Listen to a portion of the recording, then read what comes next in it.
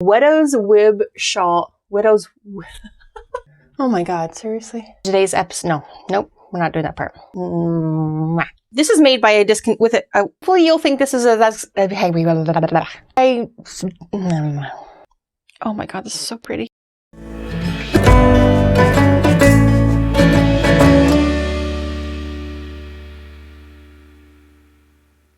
Hi, my name is Amy, and this is the HalfCaff podcast, where we'll talk about knitting and crochet and definitely have some coffee or your beverage of choice. I'm coming to you from the very snowy Pacific Northwest, which is pretty rare for us. I'd say it's probably twice a year if we get lucky or unlucky, depending on how you want to call it. I'm definitely a snow lover, not every day, but definitely love it. So I'm really excited it's here, and it's still falling right now. So I thought this was a perfect opportunity to start the podcast. Today's mug. This is a new favorite. Of course, I love Pikachu and Pokemon, but actually one of the reasons I really like this mug, I mean, even just turn it around, is just, it's very snowy and wintry, and I love the pine trees, and that's very reminiscent of where I live, so I thought today's mug was perfect for today. Before I get fully into today's episode, I want to encourage you to stick around to the end because, obviously, but also because I have a project that I've been working on, knit and crochet related, obviously, one that I think you'll like, I'm definitely loving, so I want to let you know all about that at the end of the episode, so stay tuned. So the only finished object that I actually have for you today is the one I'm wearing. I finished this about maybe a year ago, and it's the first sweater I ever knit for myself, and still wear and still enjoy. It's a simple V-neck pullover, but there's some detail at the bottom and on the sleeves. Hopefully you could see that. It's called the Evermore sweater by Caidree. I'll put that down below. Really nice pattern to knit up. It's kind of one of my first ventures into lace, I think it was as well. So I messed up a few times, but I'm not sure that you can really tell. So that's good. It's also got an I-cord bind off on the sleeves as well as the hem. So that was pretty easy, no ribbing to do. It does still roll a little bit. And of course, it's kind of hard to block because it's acrylic. So it doesn't do a lot. The one thing I really like about this is this yarn is already really fuzzy. It's got the perfect softness. But the great thing is that if this sweater pills, it's hard to tell because it's kind of fuzzy already. So that's really useful. Yay, it's still snowy. Okay, so it's all whips all the time for this episode, at least. And the first whip I want to show you is living in my Evermore bag. This was made by Bags by April, and she custom made some of the parts for me to make the perfect bag. And I loved it so much, and now I love it even more because it's just perfect. So this is the Into the Woods sweater. It's Into the Woods pullover. I know that I talked about it in the first episode as an intention to make, so yay, I'm actually making it in 2021 before we're too far underway like I intended. So that's a win, I think. So here's what I've got so far, and I did work quite a bit on it before I got into another project that has a kind of a deadline, so I had to stop. So here it is.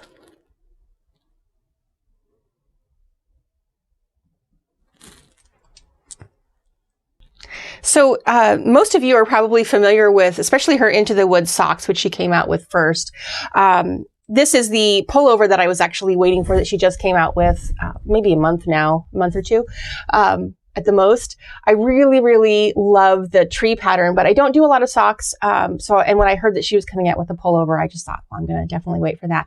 I used the recommended yarn for this pattern, which I think is actually going to be, I'm kind of worried that it's going to be too warm for me to really wear because, as I said, this snowy, cold weather in the Pacific Northwest is kind of rare. So I don't know. Hopefully I'll be able to wear it. I mean, I'm warm now, but we'll see. Anyway, so I'm using the recommended yarn that she has in the pattern, and I've never used this before, and it's probably the most rustic yarn that I've used, but I was really interested and kind of wanted it to turn out, perfect and just like hers as best as I can.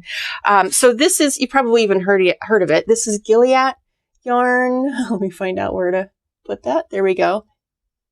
And this is I believe it's, yeah, it's 100% wool, and it's basically it's either a worsted or an Aran weight.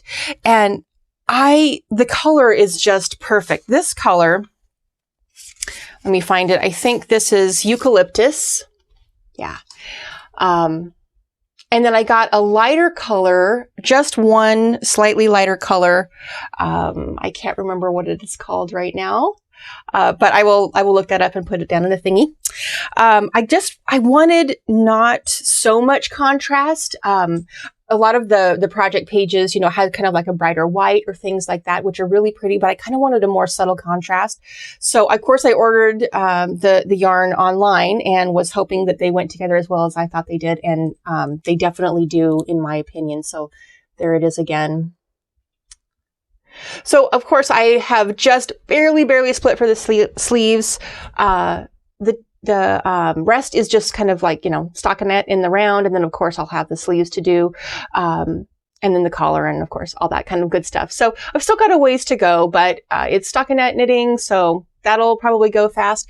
To be honest, this actually went pretty fast, too. The trees are kind of a bit fiddly to get the right tension of how I want it, but they're not hard. And in the pattern, she gives you a video to show you how to do the trees. I was really fussy about the tension that I wanted. So I actually used a crochet hook to kind of pull out and get the right tension, for most of these. So again, that's why it went a little bit slower, than maybe just, again, obviously regular stockinette, but really easy, ingenious, totally gorgeous. I cannot wait to be finished with this. I hope it's not summertime when I am. The next work in progress I want to show you is one that I think I showed you a couple of squares before, but I just want to show you how much I've gotten done so far. I'm keeping this project actually in my Coraline bag, as I showed you before. You know that I'm a huge Coraline fan.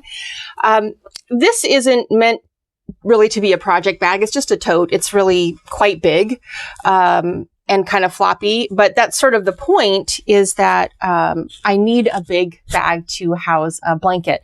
But in order, you know, I've got all the yarns that I'm, drawing from for this blanket, and there's quite a bit because I'm making it from stash.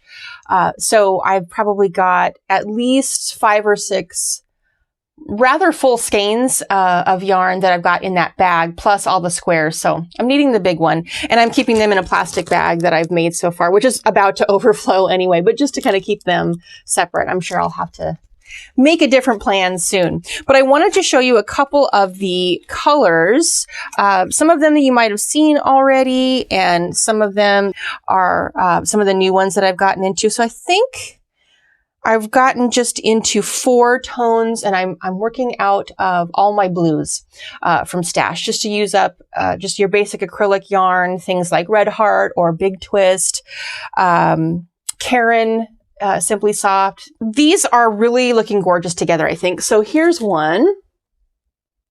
And that is a really vivid blue. If I remember, the color is called like something like Peacock, but I'm not positive. This one I know is a Karen, Karen Simply Soft, and I'm really liking the variegation in that, and I do really like the feel of this. I actually made an entire sweater out of this one. I built an entire pullover a long time ago, and I'll pop a picture in right there. This is a really vivid dark blue. I don't remember the name of this or the brand. I'm going to guess Red Heart, but not really sure. And I think I might have showed you this color before. Don't remember the name of this one. It's probably a Big Twist color. And again, I probably got it in the last few years. So there's all of them together, and there's going to be more colors, I'm pretty sure. I'm just kind of starting and using up most of these skeins first before I break into another color. But I want to make it really big. I want to make it you know, pretty much king size. So I think at least queen size. So that's that blanket. I have made progress on it. I've put it away for a while because there's other things I'm working on, again, that I have a little more of a deadline, or I'm just more excited about. But it's just sort of a stash project, so that's okay. And I really don't mind if I don't get it finished, you know, even this winter and it's the end of the year. That's fine. The next project is not one I anticipated on casting on at all. I didn't talk about it in my plans. And of course, a lot of times that will happen, and that's fine. I'm going to make a lot more things than like the 7 or 8 that I mentioned in my first podcast for 2021. But I decided to cast this on out of the blue, kind of prompted by that special announcement that I haven't told you yet. So maybe here's a teaser. I don't think really, but also I'll tell you more about why I cast that on in just a bit. But this is in a bag I've shown before. One of my favorites, again, mostly because it's new, but it's just so adorable. It's called Happy Moon by Kitsch is the New Black. I've been keeping another project in here, the Frog and Toad. That I haven't worked on at all. That's not a surprise. And mostly it's not because it's hard. It's just because I've been doing other things. So this project is kind of sharing the space in that bag for a little while. I'm not sure if I'm going to finish this project, to be honest. It's really great. It's kind of challenging to do. But it's a great pattern and it's going to be a really cool look. Again, I just don't know. I kind of cast it on impulsively. This is the Widow's Web Shawl. This is by April Carter of ourwidow.com. She makes the most gorgeous, well, shawls, certainly, but basically neck pieces. I'm sure there's a fantastic name I'm not thinking of right now that they're called. She doesn't have many patterns though. Most of what she's doing is just, selling her own work, which is exquisite. So I definitely recommend that you follow her on Instagram at least, and, check out her page. She definitely, she'll update now and then and just sell out immediately. They're fantastic pieces. So the final work in progress that I want to show you is actually one that I'm not following a pattern. This is a project that I'm actually trying to kind of reverse engineer, that I'm recreating from an existing piece. I'll pop a picture here.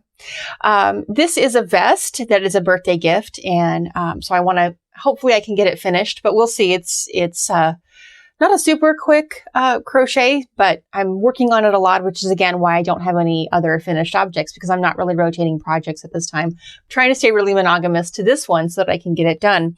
I'm using, this is just Cascade Yarn's Heritage. It's 75% wool and 25% nylon. It is just sort of in this kind of creamy white color. Nice and soft, fingering weight, and just holding it single. I'm crocheting with a size D hook, and here is what I have so far.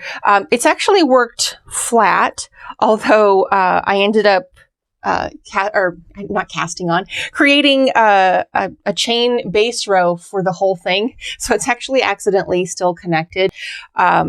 It has a split hem. That's why it's kind of important. So if I want to maintain that split hem, I'm going to have to figure out a way to separate this. And I was just too lazy because I'd already gone too far. So I'm just going to have to figure it out at the end. But here it is. It's kind of too long to show. So this is the front, and then I'll repeat it in the back. There are probably, I want to say, oh gosh, like 20 or 30 rows of this. This makes up the bottom. And then I'll pop a picture up again so that you can kind of see it. So this makes up the majority of the bottom. And of course I need to lengthen the original piece and then add here you can just sort of see the chains that are right there. So I actually want to add in the lace and the picot edging and things like that are on the bottom there. So that'll give it a little bit of length. But I'm going to be finishing just the bottom piece of this stitch, which I'll talk about in a minute, and then on the back and then in the front, and then I'll just try to maybe work in the round from there to create the bodice. This was sort of challenging to find out, and this was kind of the thing that I was having the most fun with. So when you, again, look at this stitch pattern, this is a little bit more airy, but on the original, it's very compressed and, has been worn and washed, and they might have even had a little bit of a finer gauge, a smaller gauge than this is. So, I had to, kind of cut a little portion and start, pulling it apart to be able to see what was happening. And it turns out So it looked like there was a cabling pattern, you know, kind of a crossover pattern. And I couldn't tell what was happening until I realized that it's actually a triple crochet. One more time. So here you can see that the kind of parts where you can see that it crosses over, it's because the triple crochet, the first, a triple crochet is involving 3 different, yarn overs and pull throughs, basically. You yarn over, pull through 2, yarn over, pull through 2, yarn over, pull through 2. And the first yarn over, pull through, when you go into the first stitch and try to pull it up to do the yarn over, pull through 2, you kind of have to drag it across so you don't smash all the stitches because you're crossing over stitches. I don't know if I'm explaining that right. Yeah, I don't think you are either. So we're going to try this again. So you can see on this fabric that the lines of the stitches go left and right in kind of a zigzag pattern or a swooping pattern across each of these little sort of shells. And it's the same way on the back. So to make a treble crochet and to start a cable stitch, you have to skip the first 3 stitches and go into the 4th stitch. We'll do a treble crochet and another, wrap it twice, go in, pull up a loop, go through 2, go through 2, go through 2.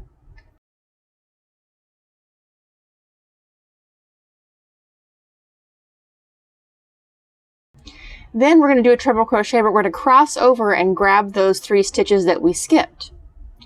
In doing so, we're going to smash all those stitches that we just made in order to get our hook all the way over there. So we're going to have to pull up a really long loop so that those stitches can breathe. Then we'll complete our triple crochet.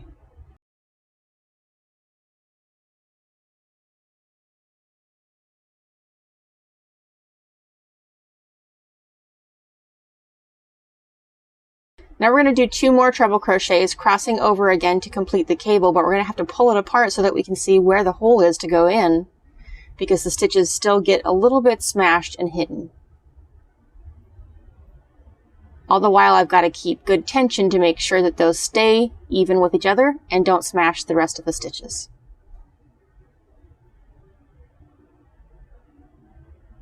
This 3rd one is really hard to find.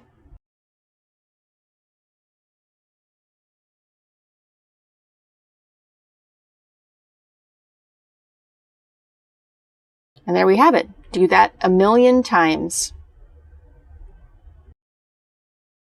Now, as we continue the row all the way across, we'll get to the end and turn the work, and then we're cabling and crossing over on the other side.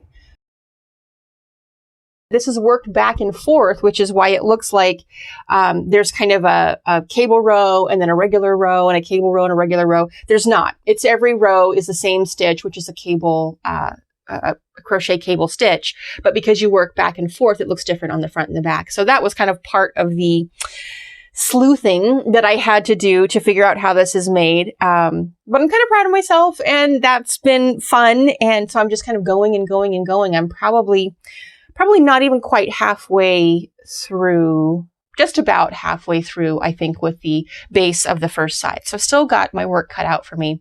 And I'm supposed to have this done in 2 weeks. I think that's doable, but we'll see. Of course, like a good girl, I actually crocheted a swatch so that I would be able to figure out of course, the gauge, but also make sure that I had the stitch pattern that I thought it was supposed to. So did a good job, created a swatch. This right now is also sharing a bag. It's sharing a bag with the underwing stitches, or the underwing mitts by Erica Hoyser that I showed you that I'm still only on the first one of, my second pair, but the first one of. So this is in my Winter Wonderland bag.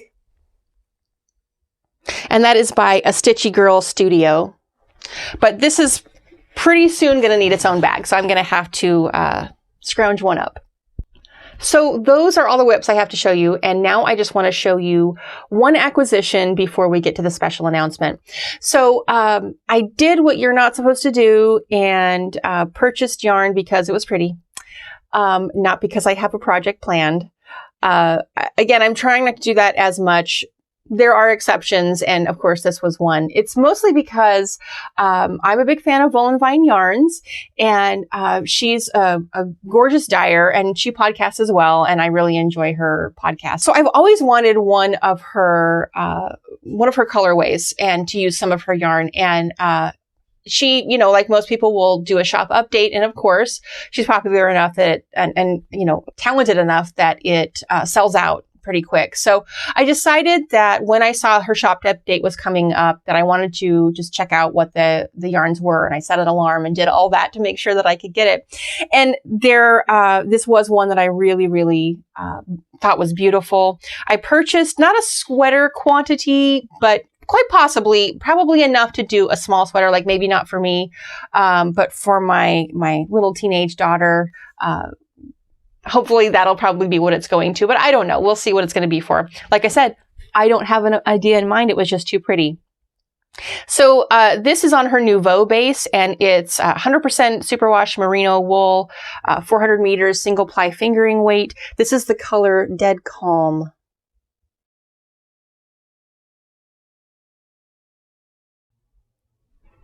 So yeah, I purchased 3 of these, and that's 1,200 yards. So I think that's decent, maybe to make you know, something for me if it wasn't long sleeved or something like that, or maybe again for my teenage daughter. So the Widow's Web shawl I'm making with some leftover Berrocco Aero. It is a bulky weight yarn, and it's part alpaca, nylon, wool. Blend, and it's super fluffy and airy. And honestly, when I look at it, it kind of, especially when in the Widow's Web shawl, it kind of looks like, I don't know, spider web covered in dust, like an old spooky haunted house. And so that brings me actually to my special announcement that I want to make. When I first decided to start this podcast, I had a number of different ideas in mind. And I know that the podcasts that I like to watch follow a very typical format. They show beautiful scenery and, you know, lovely coffee or tea. And we sit down and talk about the knits. And I love that format. And of course, that's kind of what I'm following.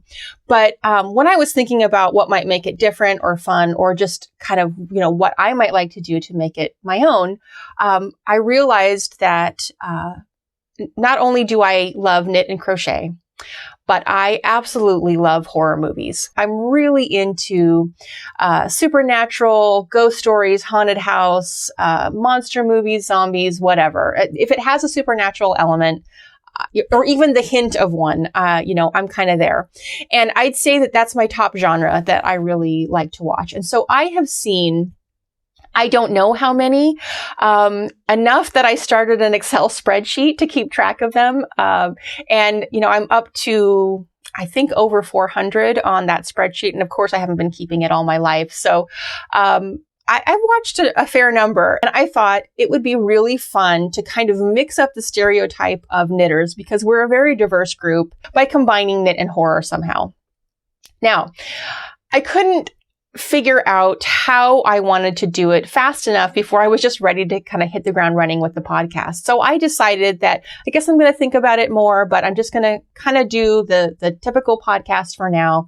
Maybe mix it up again, put my own spin on it, as we all are doing, you know, podcasting, but figure out a way to put the horror in.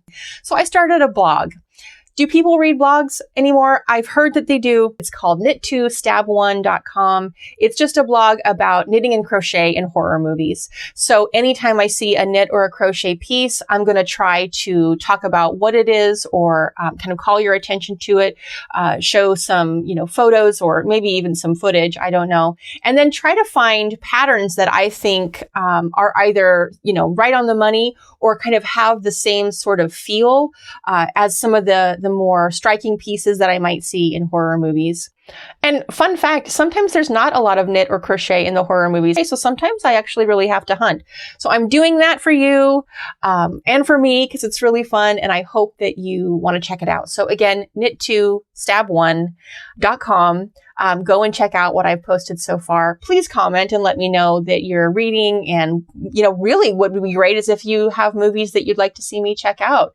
I may or may not have watched them already, and I'm always looking for new recommendations. I may introduce horror into the podcast in the future. I've still got some ideas. I'd love to hear any of your ideas if you think this is even a great idea or not, or I can't be the only one who loves horror and knit together. So I think that's all I have to share with you this time. Thanks for sticking through to the end. Please check out my blog and let me know if you like it. And also like and please subscribe to this channel. It really helps the videos gain visibility on YouTube. And I certainly hope more people that are awesome like you want to see this. Either way, thanks so much for watching, and I'll see you next time. Bye.